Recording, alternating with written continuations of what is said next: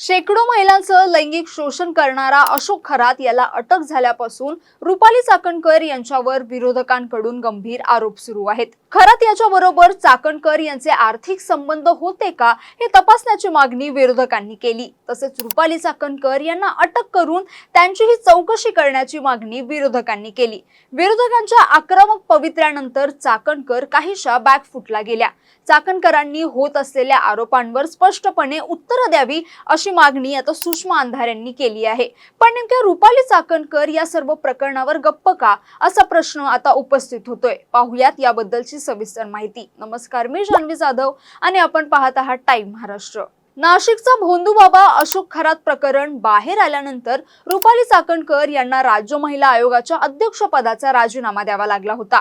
तसेच पक्षांतर्गत आणि विरोधकांकडून दबाव वाढू लागल्यानंतर त्यांना पक्षाच्या महिला संघटनेचं प्रमुख पदही सोडावं लागलं। या प्रकरणात सातत्यानं राजकीय वर्तुळातून आरोप प्रत्यारोप केले जात आहेत। या दरम्यान रुपाली चाकणकरांनी कोणतीच या प्रकरणावर प्रतिक्रिया दिली नाही किंवा माध्यमांसमोर त्या आल्या नाहीत। या प्रकरणात आता शिवसेना उबाठा गटाच्या नेत्या सुषमा अंधारे यांनी देखील रुपाली चाकणकर यांना अटक करावी अशी मागणी केली आहे। तसेच मंत्री आदिती तटकरे यांच्यावरही त्यांनी जोरदार टीका केली।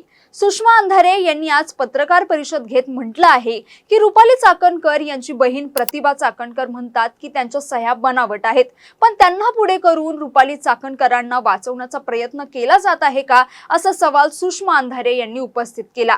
चाकणकरांना अटक व्हावी म्हणून आदिती तटकरे यांनी काय पाठपुरावा केला आहे का? चाकणकरांवर कारवाई व्हावी म्हणून तुम्ही काय करताय? चाकणकरांना अटक करा ही आमची मागणी आहे असं सुषमा अंधारे म्हणाल्यात। जर सीडीआर आहे तसं जर सांगितलं जात असेल आणि तुम्ही चौकशीला बोलवत नाही तर प्रिव्हिलेज आहेत, आणि जर तुमचं म्हणणं असेल की नाही नाही अशी सीडीआर नाहीयेत तर फडणवीस साहेब तुम्हाला खुलं आव्हान आहे, हे आता लुपाछुपीचा खेळ बंद करा आणि जाहीरपणे सांगा की सीडीआर खरे की खोटे। खरे आहेत ना सीडीआर? आम्ही खरे आहेत असं मानून चालतो। चला, सीडीआर खरे आहेत असं जर तुमचं म्हणणं असेल तर केसरकर आणि एकनाथ शिंदे यांना चौकशीला कधी बोलवणार आहात? आणि चाकणकरवर तर आता गुन्हा दाखलच झाला पाहिजे, कारण ज्या पद्धतीची इन्व्हॉल्वमेंट चाकणकरची दिसलेली आहे ते बघता चाकणकर आतापर्यंत गजाड व्हायला हव्यात। पण मी पुन्हा सांगते की प्रतिभा चाकणकरचा बळी दिला जात आहे का रुपाली चाकणकरच्या राजकीय मुत्सद्देगिरी पुढे? कारण सगळं रुपाली चाकणकरांनी केलं, पण कागदोपत्री प्रतिभा चाकणकरांना अडकवण्याचा प्रयत्न असं काही होतंय का?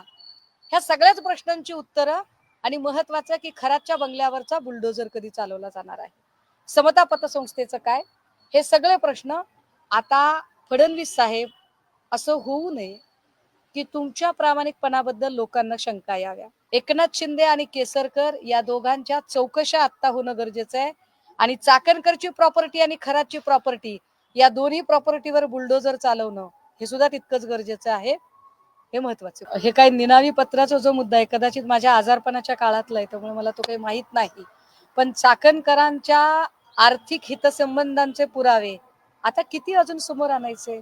तर दुसरीकडे सामाजिक कार्यकर्त्या अंजली दमानिया यांनीही पत्रकार परिषद घेत मोठे गौप्यस्फोट केले आहेत। राजकारणी आणि अधिकाऱ्यांनीच अशोक खरातला मोठं केलं। लोक उठता बसता खरातला का कॉल करायचे? धनंजय मुंडेप्रमाणे चाकणकर का गायब आहेत? चाकणकरांनी पुढे येऊन भूमिका मांडावी अशी मागणी सामाजिक कार्यकर्त्या अंजली दमानिया यांनी केली। आता प्रश्नांना उत्तर द्यायची नसली तर एरवी पटापट बोलणाऱ्या चाकणकर एक महिना काहीच बोलत नाहीये। जर मला असा कोणी माझ्यावर आरोप केला असता मी छातीठोकपणे सांगितलं असतं की असा प्रश्नच नाही, तुम्ही मला विचारू शकत नाही, मी केले, हे घ्या माझं सगळं। जसं आता मध्ये सूरज चव्हाण म्हणाले होते यांच्या पासपोर्टची चौकशी करा, यांच्या इन्कम स्त्रोताची चौकशी करा।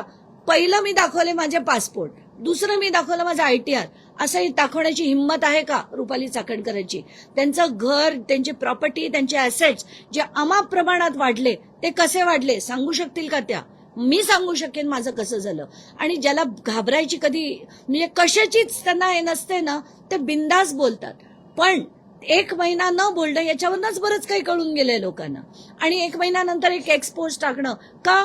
येऊन प्रेस कॉन्फरन्स घ्या ना की कोणाची हिंमत आहे माझ्यावर बोलण्याची, असं बोललं असतं तर मी समजले असते, पण कालच्या त्या एक्सपोजवरनं बरंच काही कळलं। दरम्यान विरोधकांचा वाढता दबाव आणि सातत्याने होत असलेल्या मागण्या आणि नव्याने समोर येणारे खुलासे यामुळे रुपाली चाकणकर यांच्यावरील राजकीय दबाव आणखी वाढण्याची शक्यता आहे.